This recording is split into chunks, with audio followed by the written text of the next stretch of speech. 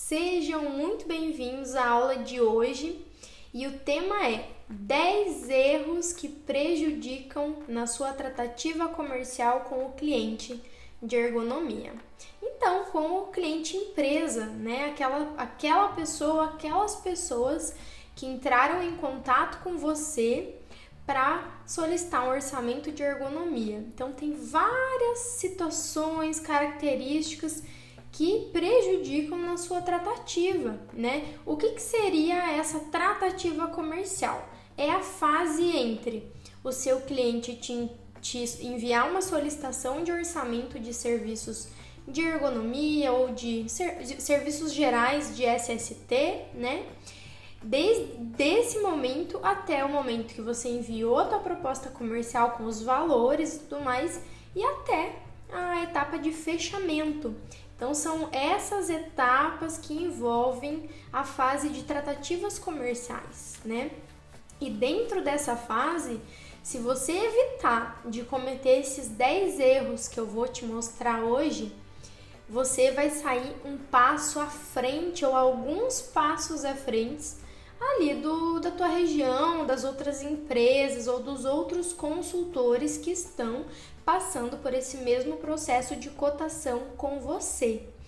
E era isso que eu ia falar agora, né? A importância da gente conhecer esses erros, tanto você que já está na caminhada há mais tempo, né? Que vai poder aprimorar lá no teu processo de orçamento, de análise ergonômica e de outros serviços de SST, quanto para você que deseja iniciar agora ou que vai iniciar em breve o teu próprio negócio de ergonomia, para você já, né, captar todas essas falhas que alguns profissionais cometem durante as tratativas comerciais com o cliente, para você não cometer esses erros.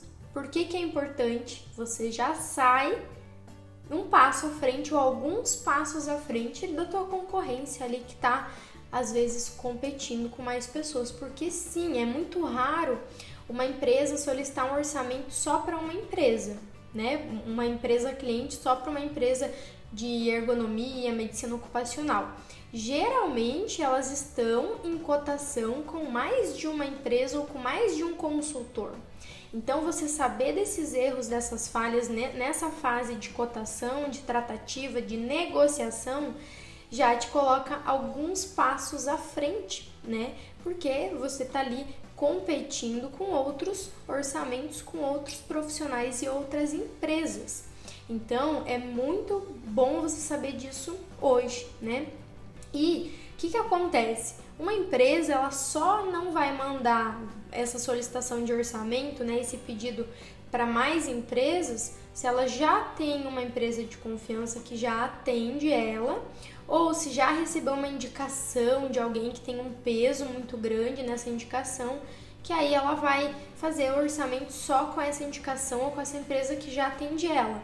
Mas mesmo assim, mesmo tendo indicação e mesmo já tendo um prestador de serviços de ergonomia, muitas empresas, a maioria mesmo assim, cotam com outras empresas ou outros profissionais para ter um comparativo, para levar para a gerência. Às vezes é apenas um protocolo que tem que ser seguido, né, de solicitar mais que um orçamento, 3 geralmente, mas às vezes nessa solicitação, só para cumprir os pré-requisitos do setor de compras, vai que um concorrente seu manda melhor nessa fase de negociação. Às vezes você já estava ali engatilhado, mas nessa fase a empresa encontra uma outra empresa melhor para assessorar nesse serviço de ergonomia ou de outras áreas da saúde e segurança.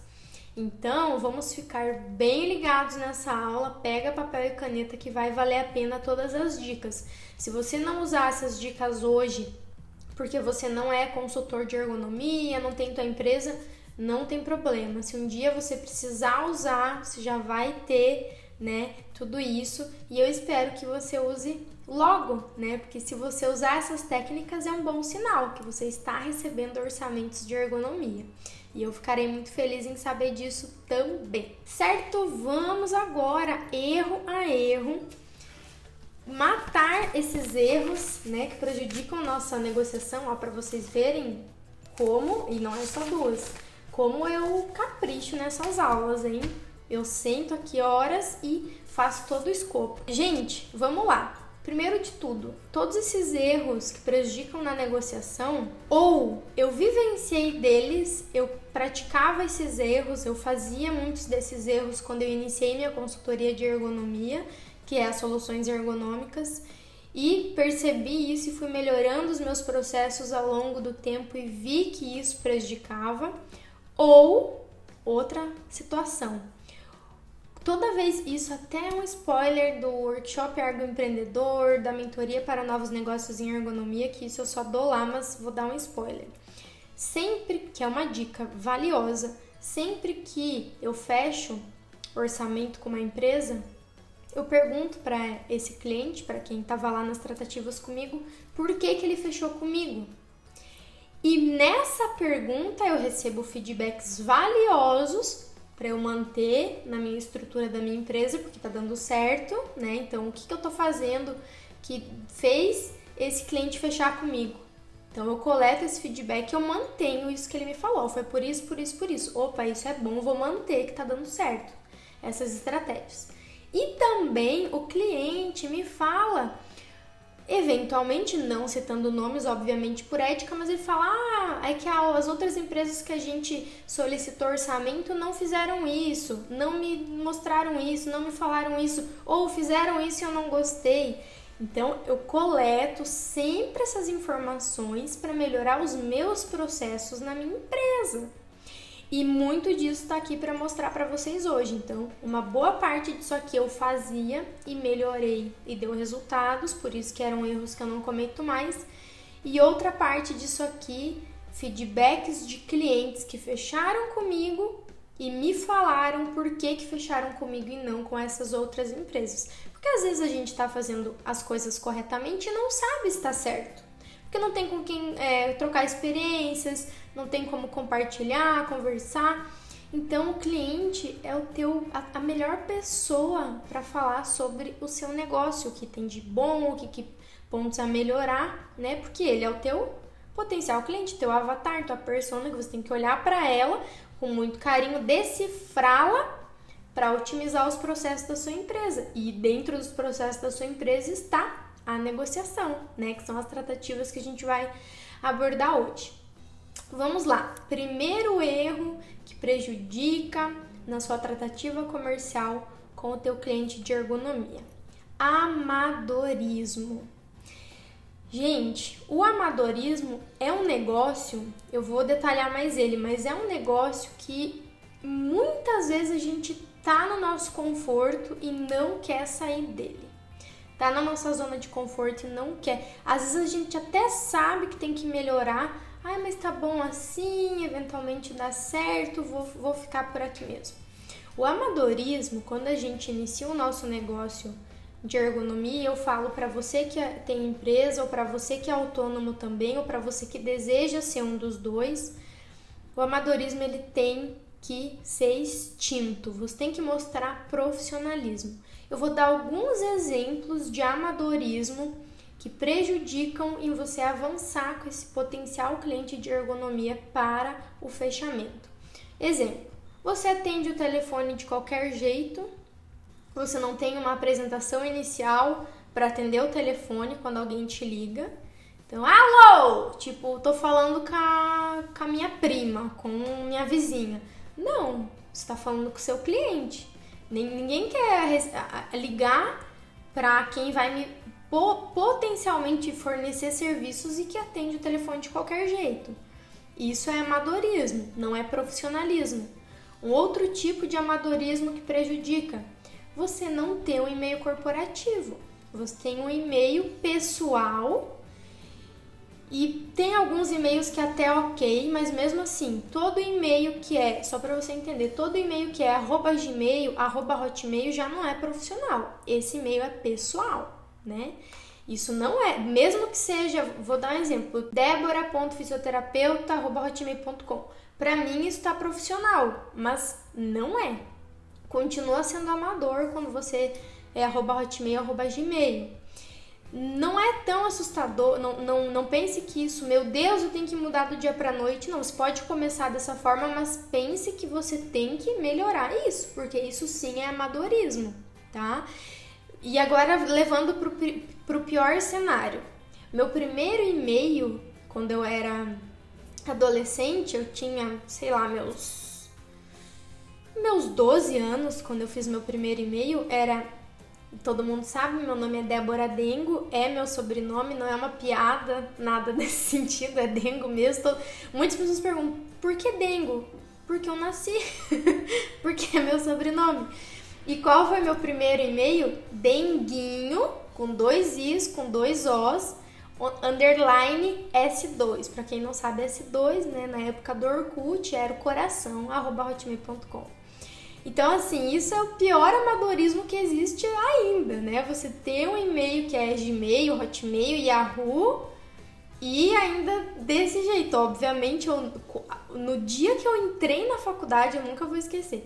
No dia que eu entrei na faculdade, eu mudei meu e-mail, no primeiro dia de aula.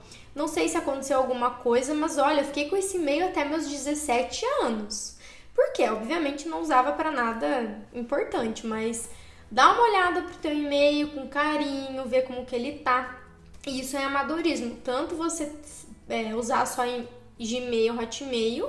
Gente, não sou eu que estou falando, tá? No mundo corporativo, isso é amadorismo.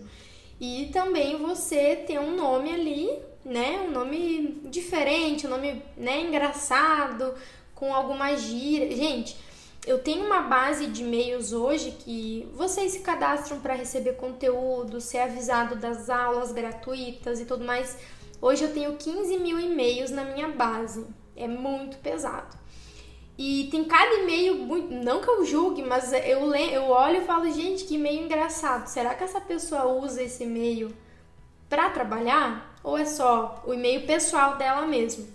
Eu fico pensando, tomara que seja só o e-mail pessoal dela mesmo, porque então não é algo incomum, na verdade é muito comum, é que a pessoa que está usando esse e-mail, ela se acostumou com ele, então ela não vê nada de errado, fofinha, arroba não sei o que, lindinha, arroba... A pessoa usa há 10 anos esse e-mail, ela se acostumou, mas não é porque ela se acostumou que seria o correto usar no meio corporativo, principalmente com o teu potencial cliente, então... Olha lá pro teu e-mail como que ele tá? E para fechar esse primeiro erro, que é de ser amador, né, no que você está fazendo, você não tem uma identidade profissional, né? Você precisa ter uma identidade profissional. Toda vez que você não tem uma identidade profissional, você pertence ao grupo dos amadores e não de quem é profissional, do amadorismo e não do profissionalismo. Gente, antes de continuar, antes que eu esqueça, não levem nada pro lado pessoal. Eu sei que às vezes tem coisa que machuca a gente, tipo, meu Deus, eu faço isso, então eu sou um profissional horrível. Não, quem dera alguém ter me falado isso há anos atrás. Quem dera, tá? Então, absorve tudo isso com muito carinho, com a mente aberta, porque é só pro seu bem mesmo, de quem já trabalha há 7 anos, já tem consultoria há 4 anos, já atendeu dezenas de empresas e eu sou muito ligada, então eu coleto feedbacks a todo momento, de todos os lados. Então, realmente, isso que eu tô falando é muito valioso para vocês, mesmo que machuque. Então, por exemplo, a questão da identidade profissional, né? Você precisa ter uma identidade profissional. Tudo isso que eu tô falando não é do dia pra noite que você vai fazer, mas você tem que ir pensando, né, em profissionalizar o seu negócio. O que é uma identidade profissional? É ter cores que você usa, logo, nome, uma identidade mesmo, que as pessoas batam o olho e sempre saibam que é você, esse profissional, quando usa esse tipo de identidade, e também para bater o olho e falar, essa é uma profissional da ergonomia, por exemplo, ou da área que você seja da SST. A grande maioria aqui é da ergonomia mesmo. Então, isso, tá? E por que é importante você sair do amadorismo? Você deixa o cliente seguro. O cliente olha para você e quando você é profissional, não é amador no que você está fazendo, o cliente deposita mais confiança em você. Você sobe ali na escala de quem está competindo. eu não gosto dessa palavra competindo porque não é uma competição, né? Você com outros, mas é o mais fácil de se utilizar. Mas naqueles orçamentos que ele está recebendo com aquelas empresas, né? Você já fica um passo à frente de quem é amador. Se você no momento é amador, não tem problema. Eu fiquei por algum tempo no amadorismo, mas as coisas mudaram radicalmente para melhor quando eu profissionalizei o meu negócio, tá? Muito disso a gente vai abordar no workshop Ergo Empreendedor que inicia na segunda-feira, tá? Então fiquem tranquilos que a gente vai dar continuidade nesse assunto lá. Então é isso, né? Você sair do amadorismo, que se o cliente percebe que você é amador de cara no começo, imagine depois, né? Trabalhando. É aquela velha, né? A primeira impressão é a que fica. Então vamos melhorar essa primeira impressão. Certo? Anotado. Vamos para o segundo erro que prejudica sua tratativa comercial com o cliente. Passar orçamento e valores pelo telefone. Gente, não dá para fazer isso. No começo, quando eu comecei a caminhar com minhas próprias pernas, empreendi, abri meu negócio, vinham orçamentos, eu atendia, meu telefone é disponível para os clientes. E aí, quanto que fica 2 análises num posto assim, assim, assado, Informações vagas assim, porque é assim que geralmente é no telefone. Eu ficava tão desesperada e com tanto medo de perder aquele orçamento, de perder aquele cliente, tava começando, é tanto. E aí pronto, meu filho, não tem como você voltar atrás. Você não fez nenhum cálculo, você não colocou tudo na ponta do lápis, você não sabe nem o endereço, vai que é... Ontem eu recebi um orçamento do Espírito Santo. Eu não posso ir para o Espírito Santo, fica muito cara uma análise, eu não vou nem fechar. Imagine uma passagem aérea, hotel, né? Então, orçamentos assim, geralmente eu nem envio porque eu sei que eu vou ficar tão distante dos concorrentes locais que não vai fechar, a não ser que a empresa queira muito que a Débora vá lá. Aí é outra coisa. Então, daí eu falei que era isso agora. Beleza, você falou que era tanto, você vai para o Espírito Santo, portanto. Brincadeiras à parte, lógico que não é nada tão assustador assim, mas não pode passar orçamento por telefone. Primeiro, você não tem histórico do que você falou. Você não vai resgatar a ligação lá na Telecom, não sei como chama aí, né, na região de vocês, sei lá na Oi. Você não vai pedir o histórico da ligação. Então, você não tem histórico do que você falou e do que o cliente falou. Imagine se o cliente passou uma informação errada. Ele falou 6 atividades, você entendeu 3, ou vice-versa. E aí, faz um orçamento muito longe da realidade, não tem histórico para comprovar, mas você falou, tá falado, você tem que cumprir com a tua palavra. Outra coisa, pode ter a confusão ali durante a tratativa comercial, teu cliente não entender direito o que você falou, ele subentende que você falou isso e leva como verdade, não é. Falhas na comunicação acontecem sempre, né?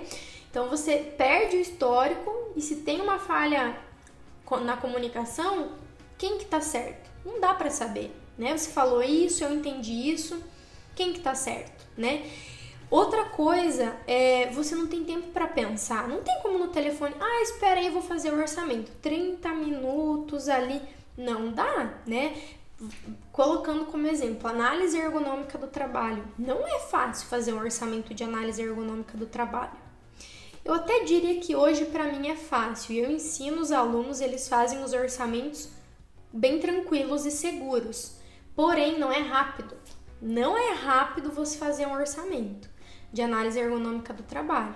Dependendo, eu já demorei 2 horas para fazer um orçamento de uma empresa.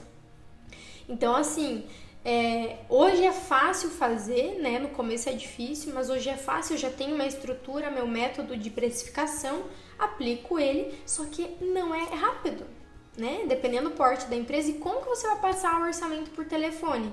Não tem como. Então você se sente pressionado, então esse é um erro grave. Por que prejudica na tua tratativa comercial? Por conta de tudo isso, pode ter falha na comunicação, não tem um histórico do que vocês conversaram, né? Geralmente uma ligação ela é esquecida, quando tem um e-mail ali correndo, registrado, sabe? Ele não é esquecido, né? Rapidamente você consegue resgatar tudo aquilo que foi falado com um novo e-mail. Aí a pessoa se recordar, eu fiquei de enviar isso para ela, isso. Então tem que ter esse histórico. E claro também, tem uma coisa importante, que não é que prejudique a tratativa, mas acontece muito. Às vezes tem um espertinho e outro que liga tentando forjar um orçamento para saber quanto você cobra. Então, se você não passa por telefone, você já elimina esses espertinhos que às vezes, ai, quanto será que ela cobra aí, né? E aí você já elimina isso. Não, tudo por e-mail, tá? Então, isso vai te ajudar nas suas tratativas comerciais, tá? Terceiro erro que prejudica a sua tratativa comercial com o cliente de ergonomia: proposta comercial confusa, tá? Confusa. O cliente, lembrem-se sempre disso, o cliente não entende de ergonomia. Não vou generalizar, tem clientes que entendem, que já fizeram trabalhos de ergonomia anteriormente, mas com uma segurança, assim, 90% dos clientes não entendem de ergonomia. Por isso que eles estão te mandando uma proposta de orçamento, porque eles precisam de alguém que entende para ir lá resolver o problema deles, ou prevenção, enfim. Então, primeiro, ele não entende, ele não é expert no assunto, ele deduz que você é o expert no assunto.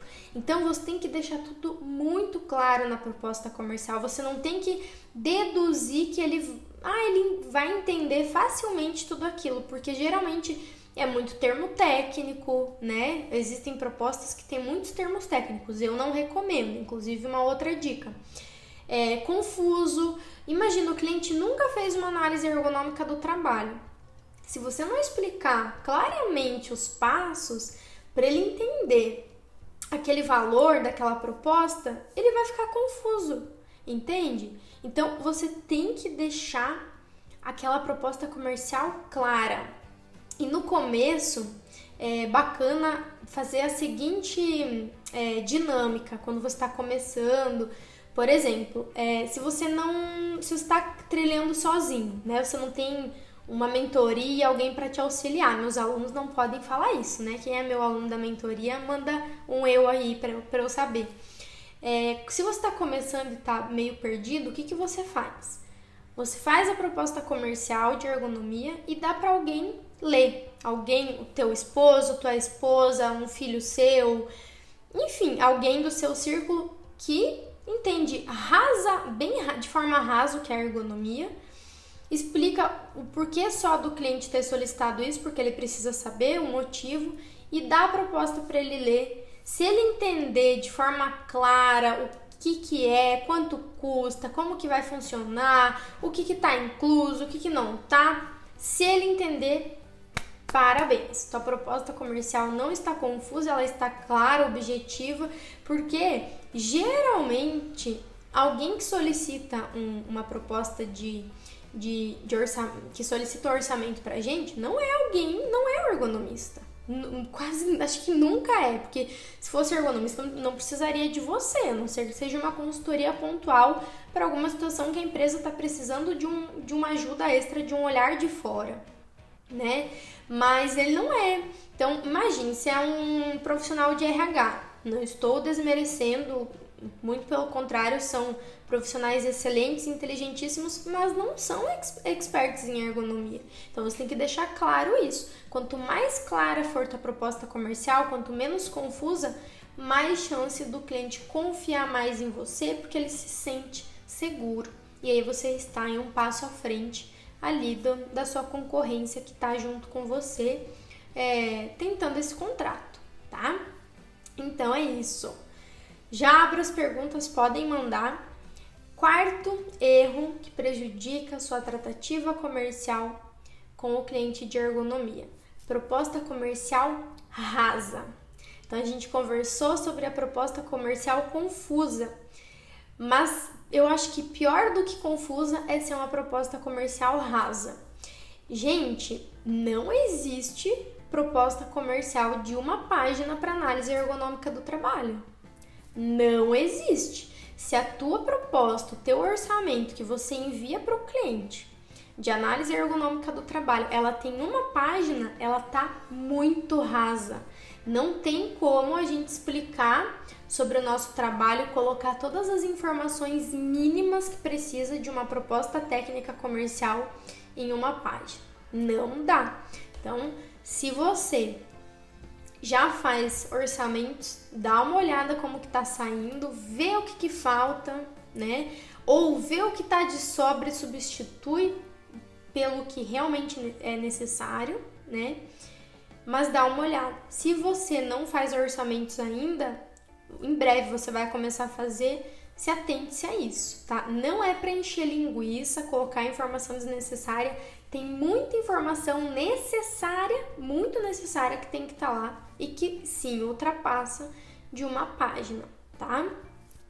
E o quinto erro que prejudica a sua tratativa comercial de ergonomia é você ter uma proposta comercial muito longa. Mesmo olhar. Só que, o que acontece na proposta comercial muito longa, muito grande para o teu cliente? É tantas páginas, é tanta informação, é tanto texto, que ele vai pular direto para o valor, para o preço, na verdade. Ele não vai ver o valor da sua proposta comercial. Você colocou tanta informação que não precisava, inclusive muito de proposta comercial que eu vejo muito extensa, muito do que está lá deveria estar no contrato só. Não precisava estar na proposta comercial. Entende? Foi inserido numa fase antes que não precisaria.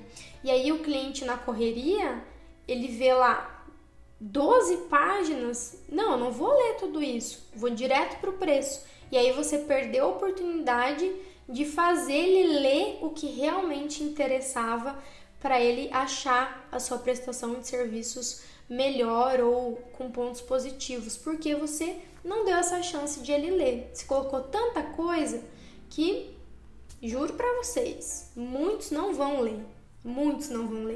Vão só pro preço lá no final. E aí você perdeu a chance valiosa de mostrar o seu diferencial, o que está incluído, o que não está, por que a tua proposta vale aquele preço no final, qual é o valor que ela tem. Você perdeu essa chance, tá? E pode ser que já seja descartado ali de início, porque às vezes está um valor acima.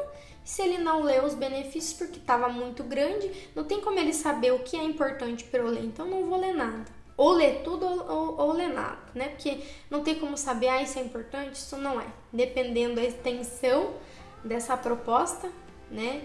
Então fica aí a dica, o ideal é ter um equilíbrio, como sempre, né? Tudo na vida, não vai ser numa proposta comercial de ergonomia que vai ter um desequilíbrio, o ideal é ter um equilíbrio, então nem tão curta, rasa, nem tão grande a ponto de ele não ler, tá? Você tem que aproveitar, a tua proposta comercial é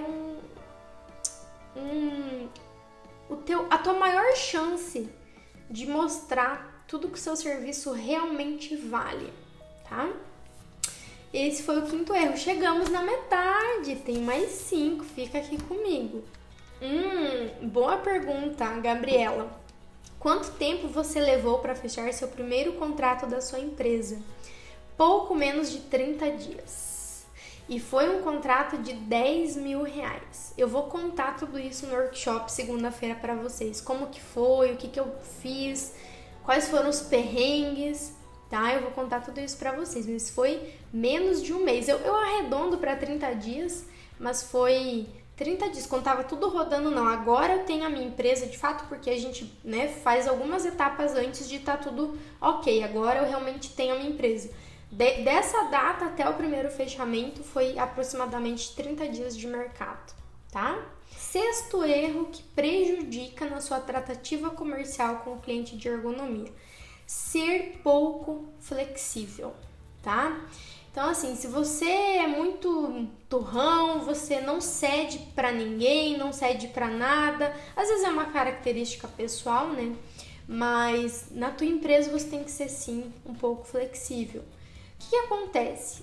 As empresas, elas são muito dinâmicas, muito dinâmicas. Não existe uma empresa igual a outra. Mesmo a mesma empresa que tem filiais, uma filial é diferente da outra. Então a gente não pode engessar. Se o cliente precisa de uma flexibilidade de tempo, de horário, de valores, de forma de pagamento, gente, tem empresa que só paga depois de 60 dias. Não é a maioria, tá? É a minoria. A grande maioria das empresas eu inicio os trabalhos já com uma porcentagem para iniciar. Mas tem uma minoria, principalmente as públicas, que o pagamento é só em 60 dias. Mas elas pagam certinho. Você emite a nota fiscal, elas vão te pagar. Não tem erro. Só que tem que ser flexível, né? Então, lógico, é importante ter um caixa ali, né?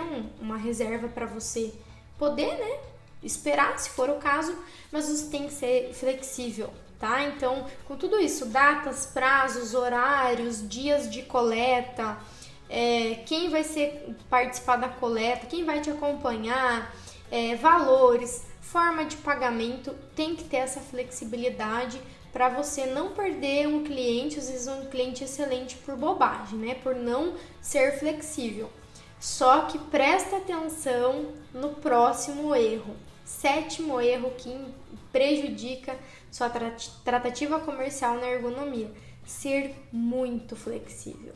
Esse eu acho que é pior do que ser muito pouco flexível. Por que ser muito flexível durante a negociação prejudica?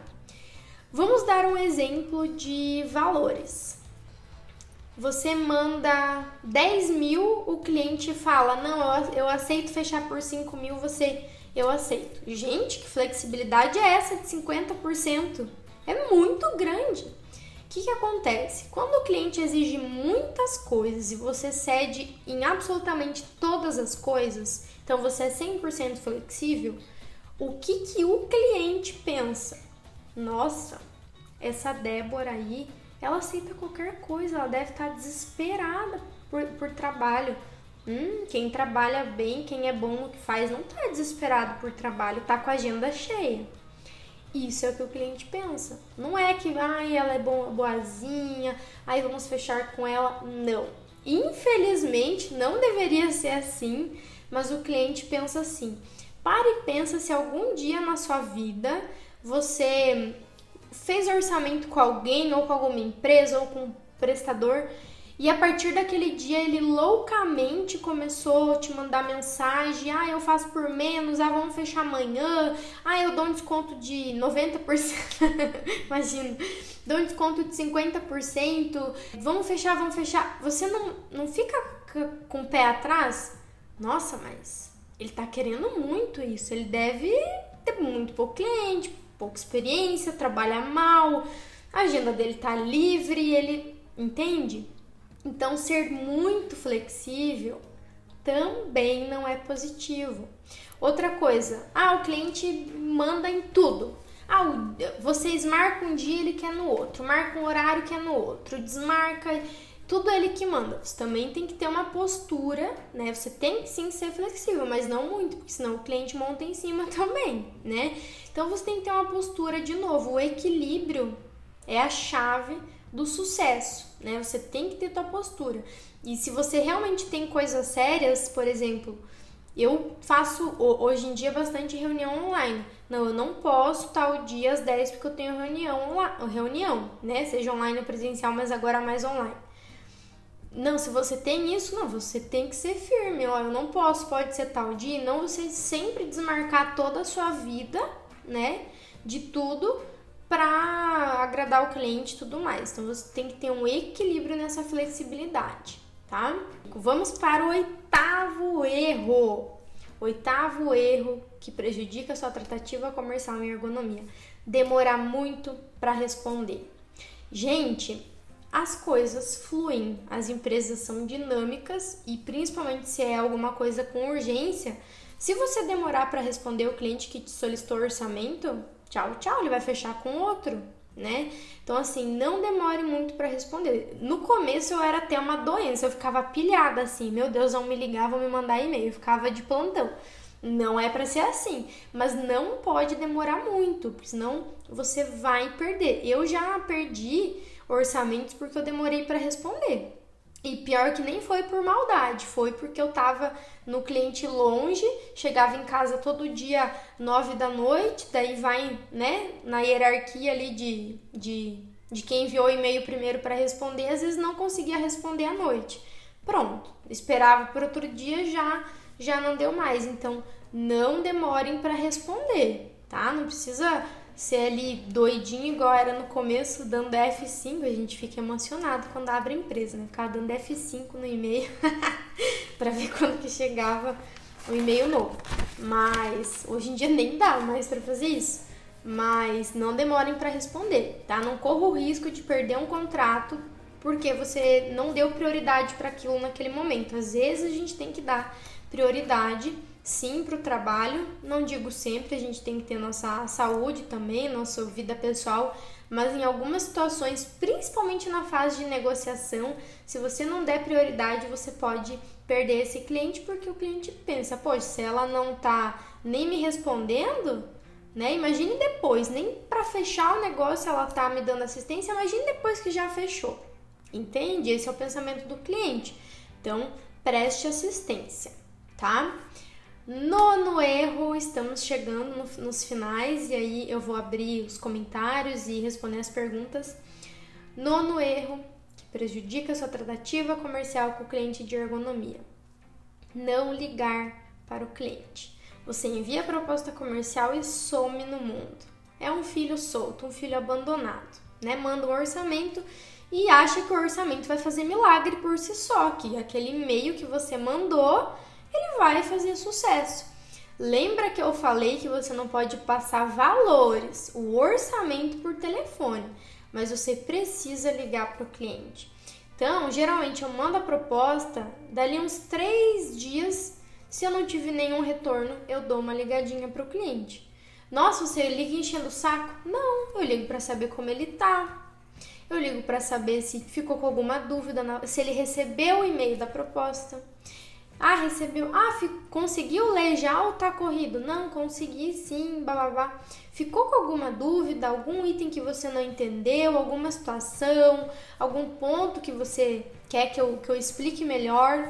Não, tá tudo tranquilo, já foi pro financeiro, para aprovar, pra diretoria. Tem alguma dúvida em relação ao trabalho que vocês querem fazer, em relação à ergonomia? Então, assim, não tenham medo nem vergonha de ligar. Não abandona. Isso até é uma dica da mentoria. Meus alunos da mentoria vão me puxar a orelha, porque era uma dica exclusiva da mentoria, eu tô dando aqui. Eu vi que tem alunos meus aqui. Não sintam medo nem vergonha de ligar. Sabe por quê?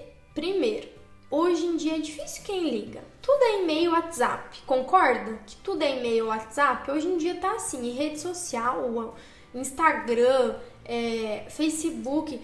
As pessoas até estão um pouco carentes de ter um contato, de ouvir a voz de alguém e falar tudo aqui, tudo aqui, tudo aqui. Você ligar já é um diferencial, porque quase ninguém liga, né? A gente só recebe telefonema quando é cobrança, quando é do presídio, quando querem aumentar nosso pacote de telefone, de internet, aí a gente recebe a ligação. Tirando isso, ninguém liga. Então é um diferencial ligar hoje em dia, muito grande. Então liga, não seja exaustivo, né? Liga depois de 3, 4 dias, aí depois de uma semana, 8 dias. E nesse período você pode trocar um e-mail, né? Nunca sendo somente interesseiro, mas como que você está? Tem alguma dúvida? Posso ajudar, tá? Isso é um grande diferencial na sua negociação de serviços de ergonomia, tá? Bora pro último erro e aí vou abrir aqui para responder para vocês. Que bom que deu tempo de abordar todos, porque geralmente é tanto conteúdo que eu desligo, tchau, tchau, tchau, vai cair, né? Quem tá aqui há mais tempo sabe que vai até o último segundo. Vamos lá. 10º erro que prejudica a sua tratativa comercial com o cliente de ergonomia: não ajudar antes de fechar o contrato.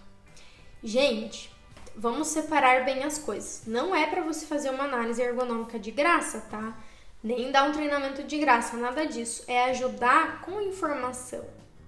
A ajuda com informação às vezes é mais valiosa do que você ir lá e fazer. Porque o cliente dá mais valor, porque ele aprendeu né? Ou você tirou uma dúvida.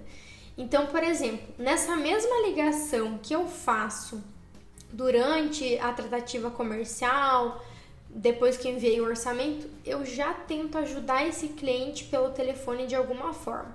Então, você tem alguma dúvida de ergonomia? Você tem alguma dúvida sobre esse projeto que vocês querem fazer? Vocês querem um direcionamento para otimizar? Você tem alguma dúvida sobre o E-Social, sobre o PGR? Alguma coisa que eu posso te ajudar hoje, enquanto a gente aguarda a aprovação dos orçamentos? Pronto! Você já fez algo que 99% das empresas, dos autônomos, dos profissionais não fazem. Isso é um outro diferencial gigantesco.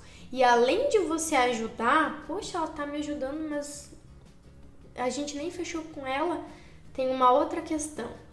É a tua oportunidade de mostrar a sua autoridade no assunto, para mostrar que você sabe o que você está fazendo, que você entende do assunto, que se ele precisar de auxílio, você sabe o que você está fazendo.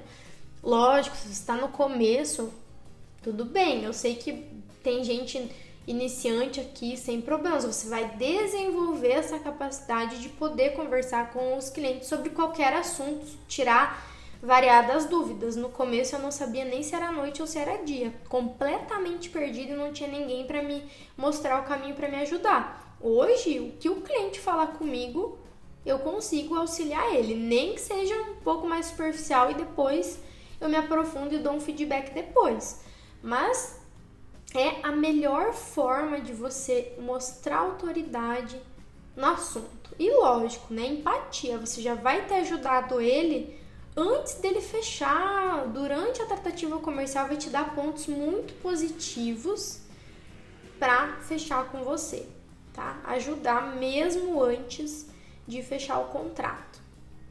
Show, galera! Esses eram os 10 erros que eu queria passar para vocês, para ajudar vocês. E já que a gente tem aqui 12 minutos, eu vou ativar os comentários, eu vou abrir as respostas e eu vou mostrar os prints que eu esqueci. Ontem a live foi bem corrida e eu falei assim, fiquem aqui comigo até o final, que eu vou mostrar os prints da minha aluna da mentoria, que eu tenho uma mentoria que se chama Mentoria para Novos Negócios em Ergonomia. Eu tenho uma aluna que fez e ela me mandou ontem, feliz da vida, que fechou o primeiro contrato em 2 meses de empresa aberta, que foi a pergunta que a Gabriela fez para mim. Quanto tempo você demorou para fechar seu primeiro contrato quando você abriu sua empresa? 1 mês. Essa minha aluna foi 2 meses.